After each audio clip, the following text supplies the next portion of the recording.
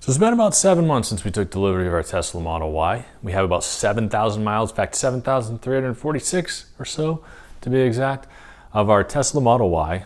Now we have a 2020 Model Y Long Range Edition because it's about 326 miles of range.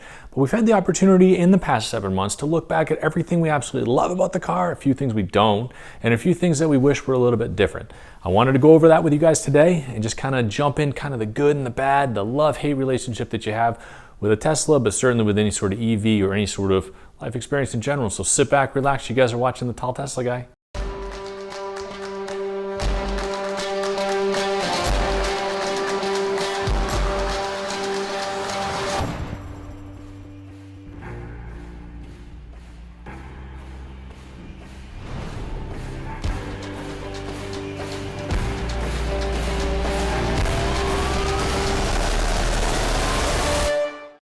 We bought it back in September, 7 months, 7,000 miles. That's when we officially signed in the dotted line, or digitally signed anyway, because everything is online, and took delivery of our Tesla Model Y. Now, as soon as we drove off the lot, we absolutely loved it. Loved the acceleration, the drive, the responsiveness of the technology, but I knew going in that I was going to love it anyway. There are a few things that people think about, and these are the things that kind of fall in the category of things that we don't like about it, like panel gaps, paint issues, and we're going to jump into those in a little bit. But I wanted to talk about some things that we absolutely loved right from the get-go. The first and foremost is climate control. When it was sitting in the lot at the dealership, or the showroom anyway, before we even got it, it was a cold, rainy day, and the car was pre-conditioned. They had the climate inside of it set to 72 degrees.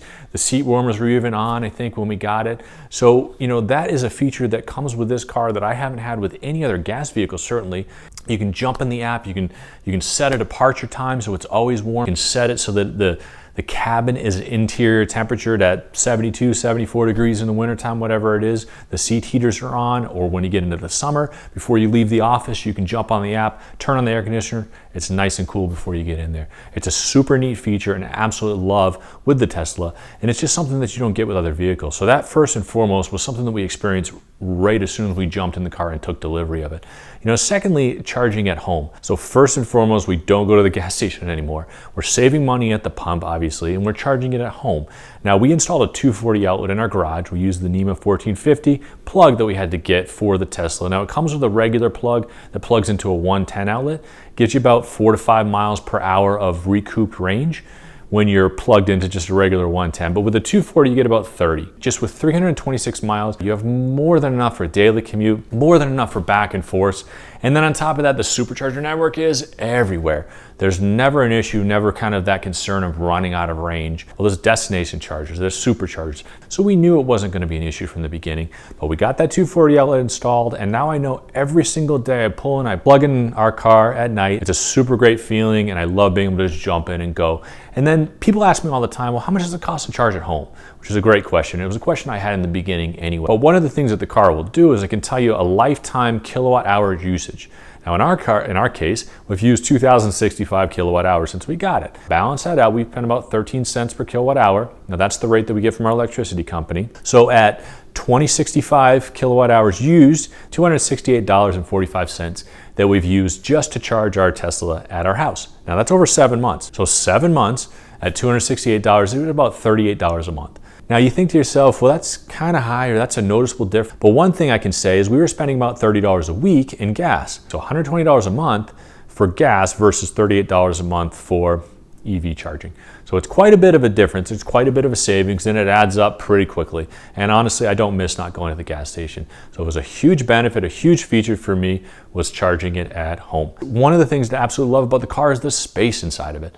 Right now, I am 6'5". You guys might have seen my other videos. So one of the biggest concerns I had when I first got the vehicle is will I fit in it? I wanted to be comfortable enough to be able to stretch my legs out, move my shoulders back and forth, and certainly have the headroom. You want to have just an overall comfort, but I can say that I fit in it fine. Now, I'm a little bit more leg than upper body, but I can move my legs around fine. And then on top of that, we have a rear-facing toddler car seat that's in the middle of the back seat.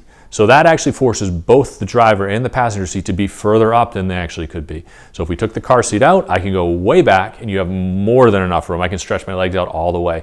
And on top of that, the person sitting behind me at that point, providing it's not me, would have more than enough leg room. So the floor in the back is actually flat across, so it gives you that much more space. But I can say in our current setup with the toddler seat there, more than enough leg room. It's fantastic.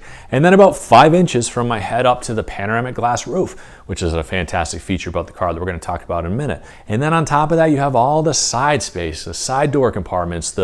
In the trunk area, there's 2 more compartments that are actually pretty deep. There's 2 sub-trunks in there. You fold the seats down flat, you have 68 cubic feet of cargo space.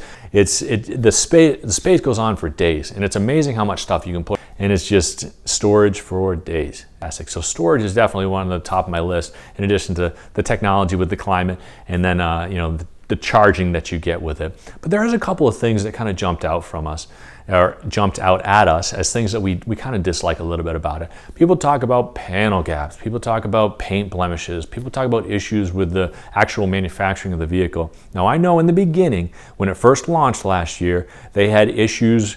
They couldn't get in front of their issues. So by the time we took delivery in September, we had no panel gaps. They were completely gone. We had a couple of door alignment issues, but it was minor and within spec. And then we didn't have but 2 minor paint issues.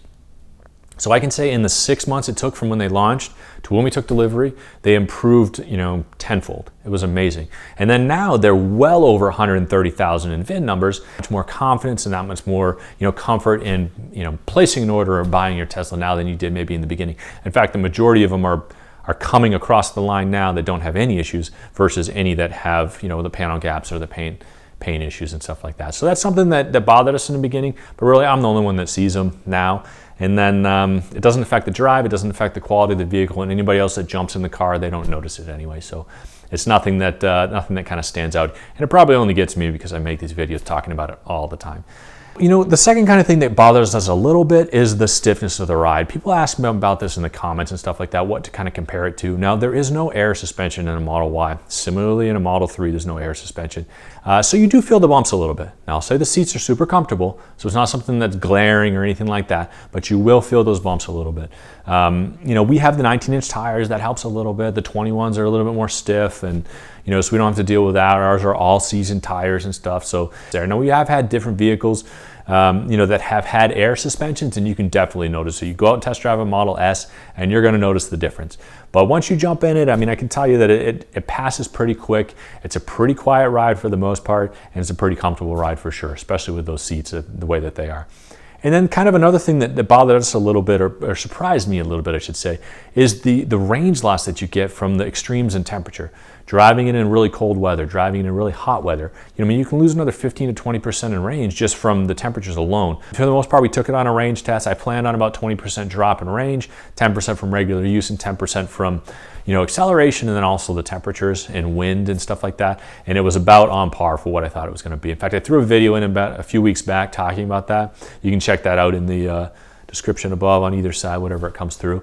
And just kind of a range test in general, but planning for that ahead of time, knowing that when you're coming in there, when you're trying to figure out how much range you need, stuff like that, plan on about 20% less than what they say. The 326, we got about 280-ish, something like that. So pretty close to about 20% less than what they were thinking.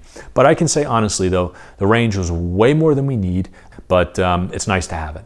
Range anxiety is gone. It's nice to be able to hit the road and go. This panoramic glass roof, it's hard to get through any of these kinds of review videos without talking about it. It's such a fantastic view like that. My toddler in the back absolutely adores it. She looks through, watches planes, watches the trees, likes to see the birds, all that kind of stuff. It's a great view, and it's such a heavily tinted window that you just don't get that heat transfer that you would expect to get. But I haven't noticed an issue where you have so much heat transfer through the window that it's actually even making my head hot. It's great that it's there. I like that it starts right at the sun visors and goes all the way back. There's no break at all in it. But it's a super great feature of the car, and it's something that we definitely love. The final thing that I just wanted to kind of throw out there is the minimalistic design. You either kind of love or hate it. Some people do anyway. But I wasn't sure how I was going to think of the thing. I love the bells and whistles, even though you don't know what they do in some of the other cars that you have. But the dash is completely empty. In fact, you don't even see the air vents. They're kind of hidden underneath the thing there. Big infotainment screen, has everything that you need to do in the car right on that screen. You can affect just about everything in the infotainment system with the voice. There's 180 or 90 or something voice commands that you can do in the car. Everything from turning the temperature up, turning it down, turning on the heat or the seat heaters, you know, changing the radio station, whatever it is, you can do it through the voice commands.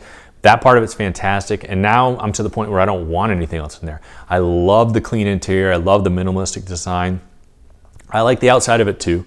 I mean, I love the way that it's scoopy and looks and everything like that too, but the interior is definitely something to, you know, kind of hang on, and I really enjoy it when I get in there. And then the final thing that I wanted to address is that age-old question: would you buy it again? And I could say 100% that not only would I buy it again, I would buy this, being a Tesla, I would buy the same model. I would buy another Tesla Model Y. I mean, we love this car so much that even I'd take the exact same model, I would buy a Tesla and then I would buy another Model Y. So absolutely love it. We love everything about the car, majority of it anyway. You know, I really appreciate you guys watching the video. You know, if you've made it this far, you know what to do. Hit that like button, hit that subscribe button. You know, throw down in the comments, let me know what you guys think. If there's anything that you guys wanted to talk about that I missed or something that you get excited about, let me know down below. But, you know, like I said, I really appreciate you guys watching. I hope you guys have a fantastic day. I hope you guys are having a fantastic week, month, year, everything so far. And stay safe out there. Thanks for watching, guys.